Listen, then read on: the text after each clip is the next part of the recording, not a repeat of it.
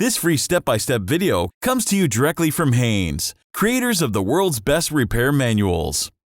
Fix your car or truck the right way with our accurate and reliable information at your side. You can complete more than 200 jobs on this vehicle when you purchase the complete online manual at Haynes.com. Start the engine and allow it to reach normal operating temperature. Oil and sludge will flow more easily when warm. Park on a level surface and shut off the engine when it's warmed up.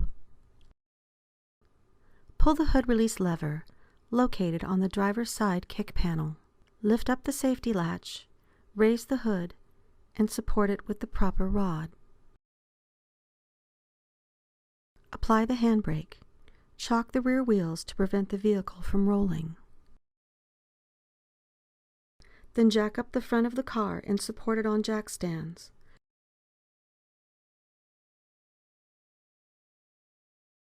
Being careful not to touch the hot exhaust components, position a drain pan under the drain plug and the bottom of the engine. Clean the area around the plug and then remove it. Wearing protective gloves is highly recommended. It will also help to hold the drain plug against the threads as you unscrew it. Then pull it away from the drain hole suddenly.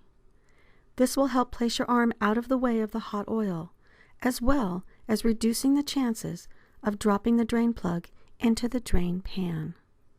Allow the old oil to drain into the pan. Remove the filler cap from the valve cover to allow the oil to flow more easily. After all the oil has drained, wipe off the drain plug with a clean rag.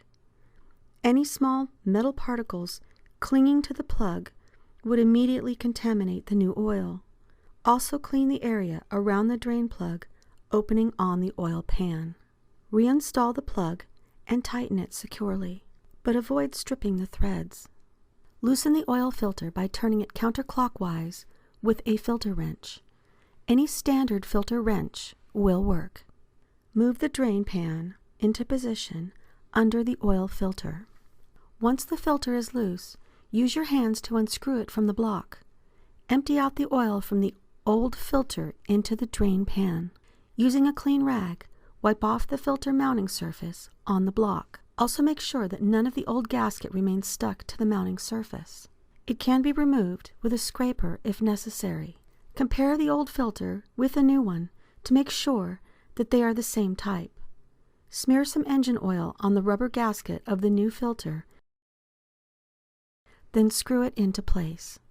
Over-tightening the filter will damage the gasket, so don't use a filter wrench. Tighten the filter by hand only. Remove all tools and materials from underneath the vehicle, being careful not to spill oil in the drain pan.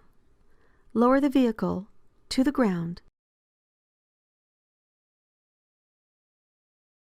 Add new oil of the specified type to the engine through the oil filler neck.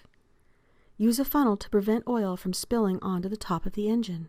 Pour 4 quarts of fresh oil into the engine. Wait a few minutes to allow the oil to drain into the pan. Pull the engine oil dipstick out of the tube and wipe away all the oil from the end with a clean rag or paper towel. Insert the clean dipstick all the way back into the tube and pull it out again. Note the oil at the end of the dipstick. At its highest point, the oil should be above the minimum mark. Once the oil level is between the maximum and minimum marks, install the filler cap. Start the engine and run it for about a minute.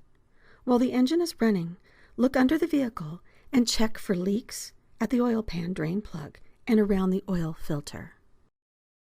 If either one is leaking, stop the engine and tighten the plug or the filter until it's secure. Turn the engine off and wait a few minutes.